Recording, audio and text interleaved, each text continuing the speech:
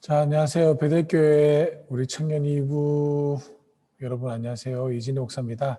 오늘은 저와 함께 종료주일이에요.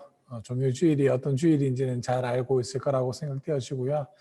그래서 이제 예수님께서 종료주일이라는 것은 예수님께서 예루살렘에서 들어가실 때 입성했을 때 그 종려나무 가지를 들고 많은 사람들이 환호했다라고 이야기해서 종료주일이라고 이야기합니다. 자, 그래서 저는 오늘 좀 특별하게 이 종료주일을 맞이하면서 하나님의 의도와 사람의 타락이라는 걸로 해서 신종론에 대해서 좀 알아봤으면 좋겠다라는 생각이 있었어요. 왜냐하면 우리가 구원은 하나님께로부터 있으니까 우리가 내가 어떠한 처지에 있는지를 좀 잘 생각해보고 또 그렇게 자기 자신을 잘 알게 된다면 정확하게 복음에 대해서 좀 더 이해하기가 쉽지 않을까 이렇게 생각이 되어졌습니다. 그래서 오늘은 하나님의 의도와 사람의 타락이라는 제목으로 말씀을 조금 증거해 보도록 하겠습니다. 본문은 로마서 5장 12절에서부터 16절이에요. 자, 같이 읽어보도록 하겠습니다. 그러므로 한 사람으로 말미암아 죄가 세상에 들어오고 죄로 말미암아 사망이 들어왔나니 이와 같이 모든 사람이 죄를 지었으므로 사망이 모든 사람에게 이르렀느니라. 죄가 율법 있기 전에도 세상에 있었으나 율법이 없었을 때에는 죄를 죄로 여기지 아니하였느니라. 그러나 아담으로부터 모세까지 아담의 범죄와 같은 죄를 짓지 아니한 자들까지도 사망이 왕노릇하였나니 아담은 오실자의 모양이라. 그러나 이 은사는 그 범죄와 같이 아니하니 곧 한 사람의 범죄로 인하여 많은 사람이 죽었은즉 또 하나님의 은혜와 또한 한 사람 예수 그리스도의 은혜로 말미암음은 선물은 많은 사람에게 넘쳤느니라. 또 이 선물은 범죄한 한 사람으로 말미암은 것 같지 아니하니 심판은 한 사람으로 말미암아 정죄에 이르렀으나 은사는 많은 범죄로 말미암아 의롭다 하심의 이름이니라. 이렇게 이야기하고 있습니다. 자, 그러면 우리가 조금 생각해 봐야 될 게 뭐냐면 여기 5장 12절에 보면 한 사람으로 말미암아 죄가 세상에 들어왔다라고 이야기해요. 그래서 이 죄를 또 어떤 하나의 인격체로 바라보고 있다라는 겁니다. 그러니까 이렇게 되죠. 죄라는 것도 원래 그러니까 우리가 흔히 생각하기에는 선과 악의 대립, 그리고 하나님이 악도 창조하셨다라고 이야기하고 있지만, 우리는 그렇게 생각하고 있지만, 로마서에 보면 한 사람으로 말미암아 죄가 세상에 들어왔다라고 이야기하고 있다라는 겁니다. 그럼 죄라는 건 존재하고 있었고, 어떤 사람으로 말미암아 그 죄가 인간 세상에 들어왔다라는 겁니다. 그런데 어떤 사람의 어떠한 한 액션이 죄가 이 땅에 들어오는 역할을 했고 그 죄로 말미암아 사망이 함께 들어왔고 죄를 지은 사람은 다 사망이 임한다라는 말이 된다라는 겁니다. 자, 그러면 여기서 좀 생각해 봐야 될 거예요. 우리가 첫 번째, 죄가 뭘까? 라는 걸 좀 생각해 봐야 되는 거예요. 죄가 뭘까요? 죄라는 건 헬라어로 말하면 하마르티아라고 이야기하거든요. 이 하마르티아라는 건 뭐냐면 양궁수가 목표물 향해 팍 쏘잖아요. 그 쏠 때 어딜 보고 쏠까요? 관역을 보고 쏘죠. 이 관역에서부터 빗나가는 것, 목표점에서부터 빗나가는 것, 관역에 맞지 않는 것을 가르쳐서 하마르티아라고 이야기합니다. 죄라는 거죠. 그러면 하나님이 처음부터 사람을 만들어 놓은 목적이 있었는데 어떤 사람이 그 목적에 도달하지 못해서 죄가 됐고 그 죄가 세상에 들어왔다 이렇게 표현할 수가 있겠어요. 자, 그러면 우리가 흔히 알고 있는 사람이 죄를 지었다는 건 뭘까요? 첫 번째 사람 아담이 죄를 지었죠. 에덴 동산에서. 무슨 죄? 선악을 알게 하는 나무 열매를 따먹지 말라라고 이야기했는데 따먹었다라는 겁니다. 자, 여기서 우리가 하나님의 신종론을 건드릴 수가 있어요. 뭐냐면 아니 하나님이 전지전능하시다면서 왜 사람이 범죄할 것을 미리 알았음에도 불구하고 왜 시험을 했냐. 처음부터 에덴 동산에 선악을 알게 하는 나무 열매만 세워놓지 않았다라면 인간은 죄를 범하지 않았을 거 아니냐. 많은 사람들이 이렇게 이야기를 해요. 그죠? 그리고 나서 또 하는 말이 그렇게 하나님이 죄를 있도록 방관해 놓고는 성경과 하나님은 죄를 싫어한다. 그렇기 때문에 죽어야 마땅하다라고 이야기하는 건 원치 않다. 많은 사람들이 이렇게 이야기하고 있다라는 겁니다. 근데 과연 그런가라는 겁니다. 먼저 우리가 이걸 알기 위해서는 먼저 비참함이라는 걸 알아야 되거든요. 비참함이란 건 뭐냐면 원래는 굉장히 아름다운 상태에 있다가 이 상태로부터 떨어져 나온 것, 떨어진 것, 이걸 가르쳐서 비참함이라고 이야기합니다. 그러면 원래 우리가 지금 죄인이라고 이야기하는 건 뭐냐면 원래 우리가 죄인이기 이전에 아름다운 상태에 놓여져 있었다라는 겁니다. 쉽게 예를 든다면 부자가 한순간에 거지가 되는 것. 그 상황을 가르쳐서 비참함이라고 얘기하거든요. 그럼 아담은 처음부터 하나님께서 에덴 동산에 만드실 때 완벽했냐? 완벽했죠. 그 증거가 뭐냐면 창세기 1장 27절에 보시면 하나님이 자기 형상 곧 하나님 형상대로 사람을 창조하시되 남자와 여자를 창조했다라고 이야기합니다. 하나님이 자기의 형상대로 만들었다는 겁니다. 이 자기의 형상대로 만들었다는 것은 하나님의 지식과 하나님의 생각과 하나님의 본질이 동등했다라는 겁니다. 자, 그럼 그게 동등했다는 걸 어떻게 알 수 있는데, 예, 창세기 2장 19절에 보면 여호와 하나님이 흙으로 각종 들짐승과 공중에 각종 새를 지으시고 아담이 무엇이라고 부르려고 하나 데리고 왔어요. 그리고 아담이 그 생물의 이름이 부르는 것이 곧 뭐가 됐다? 이름이 됐다라고 이야기합니다. 여러분들 먼저 여기서 이름이라는 건 뭐냐면 본질을 의미하는 거예요. 저와 여러분들이 해외여행 갔다라고 생각해 봅시다. 근데 어떤 해외여행 가는데 전혀 내가 살던 나라에서 보지도 못하고 듣지 못한 물건이 있어. 그럼 여러분들은 그 여행 가서 그걸 봤을 때 뭐라고 얘기할까요? 사람한테 묻는 겁니다. 현지 사람들한테. 저기요, 저 물건의 이름은 무엇입니까? 라고 묻겠죠. 왜 물건의 이름을 물을까요? 왜냐하면 그 이름이 그 물건의 본질이기 때문에 그래요.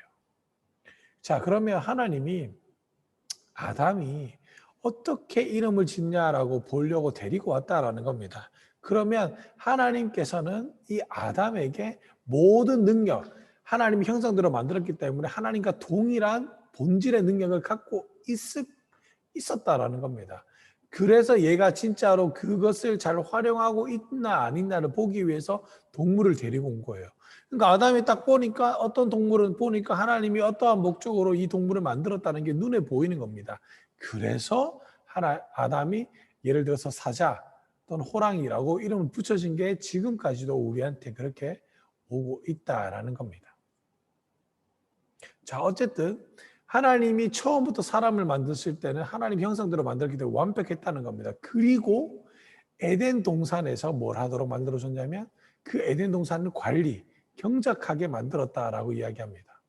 그 경작과 관리라는 건 뭐냐면 에덴 동산에 마음껏 할 수 있는 권한과 권능을 줬다라는 거예요. 그런데 왜 하필 동산 중앙에 있는 선악을 알게 한 나무 열매를 먹지 말라고 했을까요? 먹으면 죽는다 했을까요? 아담은 그 에덴 동산을 경작하면서 그 동산 중앙에 있는 나무 열매를 볼 때마다 뭘 기억하라? 하나님을 기억하라라는 겁니다. 아, 나를 창조해 준 피조물이 있구나라는 걸 알아야 된다라는 겁니다. 그러면 그 선악을 알게 하는 나무를 이때까지 못 봤을까? 아니죠. 계속 봤다라는 겁니다. 경작했다라고 이야기하니까 그 나무도 가꾸어 주고 일도 하고 관리했을 겁니다. 그러면 또 의문이 들죠. 사람은 왜 타락했나? 그 전에 먼저. 그러면 하나님이 사람에 만든 의도는 뭐냐? 예. 하나님이 사람을 만든 의도는 하나님은 사람을 주시고 사람과 교제하기 위해서 창조하셨다라는 겁니다. 그럼 또 사람들이 이야기해요. 아니, 하나님이 전지전능하시다면서 외롭나? 외롭기 때문에 사람을 만들어서 사람에게 경배받고 그렇게 하기를 원했나? 왜냐하면 사람 혼자서도 외로우니까. 과연 그럴까요? 아닙니다. 하나님은요, 전지전능한 신이기 때문에 우리가 그분의 출발과 끝을 알고 모르기 때문에 그분의 본질을 모르기 때문에 그분은 외롭지도 않고 그분에게는 감정이라는 게 없는 거예요. 감정이라는 게 있다면 그게 진짜 신이 될까요? 안 되죠. 하나님이 사람을 왜 만들었냐? 동행하기를 원했다라는 겁니다. 그래서 성경을 보세요. 하나님이 에덴 동산에 아담과 하와를 두시고 그와 함께 동산을 거느리셨다라고 이야기합니다.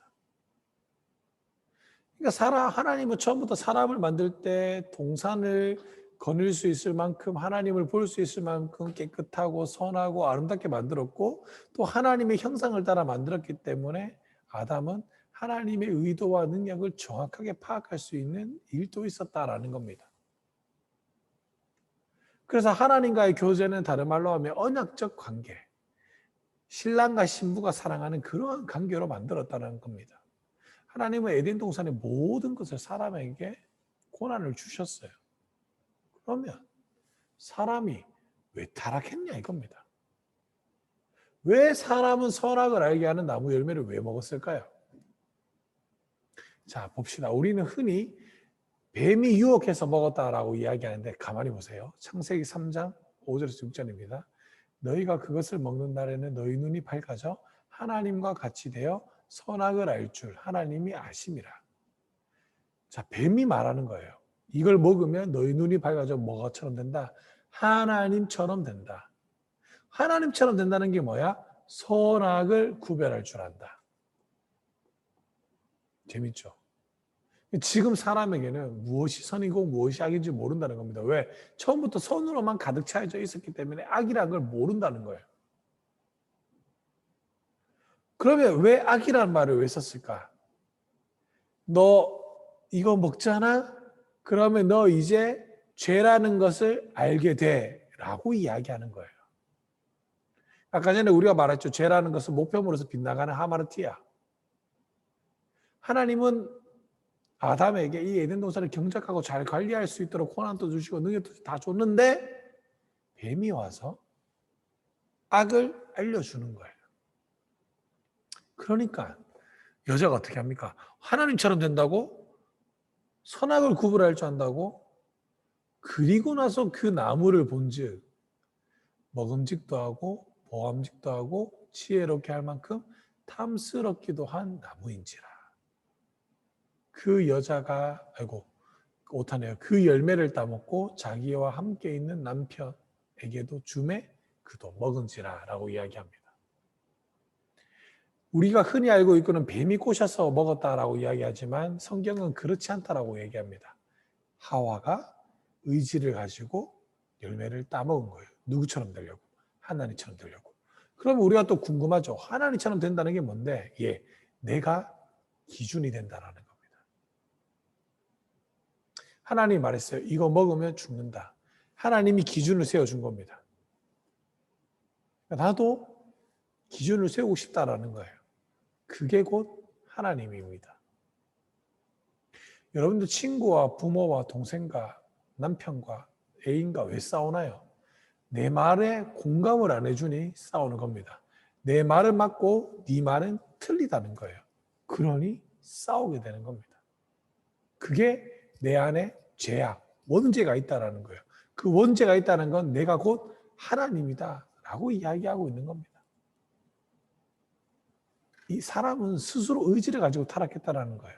하나님은 신랑과 신부가 만나는 온전한 관계를 원했지만 사람이 그 관계를 파괴시켰다라는 겁니다. 자, 이 죄의 원인이 사람에게도 있음에도 불구하고 사람은 여전히 하나님께 그 원인을 돌립니다. 왜 그럴까요? 예를 들어서 그런 거예요. 여기 성경도 가만히 보면 원래는 선악을 알게 하고 나무 열매를 먹고 나서 아담과 하와가 벗었다는 것을 알고 무화과 나무를 엮어서 치마를 만들고 숲에 숨어버립니다. 그리고는 하나님이 묻는 거예요. 너 그거 왜 먹었어? 원래 우리 같았으면 죄송합니다. 제가 잘못했습니다 라고 이야기해야 되지만 아담은 그렇게 얘기하지 않습니다. 하나님이 만들어준 그 여자가. 그 말이 뭘까요?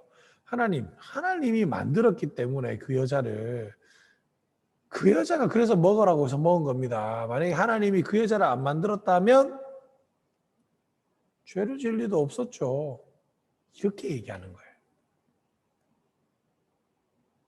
그리고 또 하나님은 여자에게 묻어요. 너는 왜 그랬니? 여자는 뭐라고 대답할까요? 뱀이 꼬셔서 먹었습니다.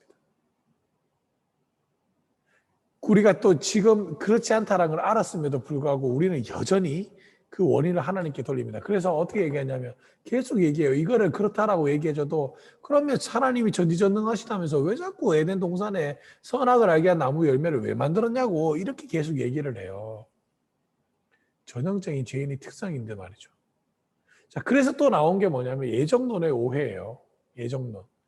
우리가 흔히 알고 있는 하나님께서는 모든 걸 예정해 놓으셨다.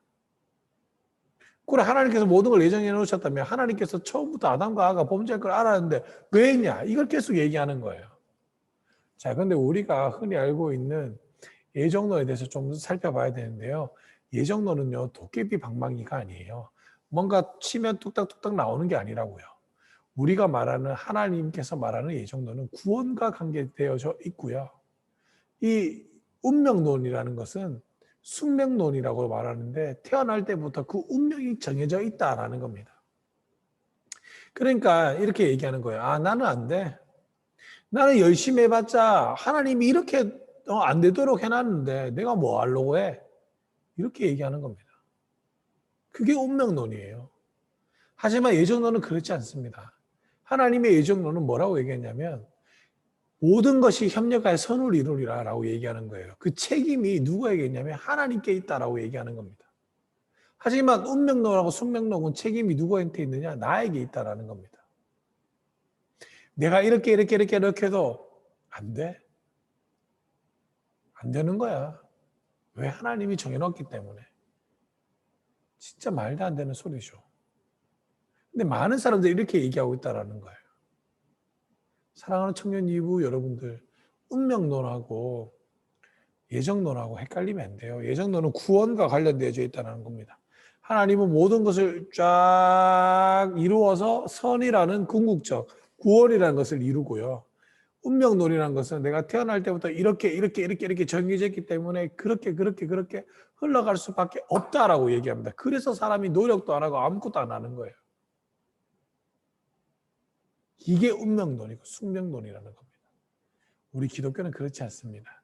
우리 사랑하는 청년 2부 여러분들, 오늘 이 말씀을 잘 기억하면서 우리가 고난주간 종료주일을 보낼 때에 어떻게 하나님은 나에게 내가 죄인이라는 것을 깨달았으니 하나님께서 이 고난주간 묵상을 통해서 이 죄에서부터 나를 건져내 주실 예수 그리스도의 은혜에 대해서 조금 더 깊이 생각해 보시고 또 여러분들 고민해 보시고 또 하나님의 은혜를 누릴 수 있는 귀하고 복된 자들이 되기를 주님의 이름으로 간절히 축복하고 소망합니다. 우리 다음 시간에 또 만나 뵙도록 하겠습니다. 안녕.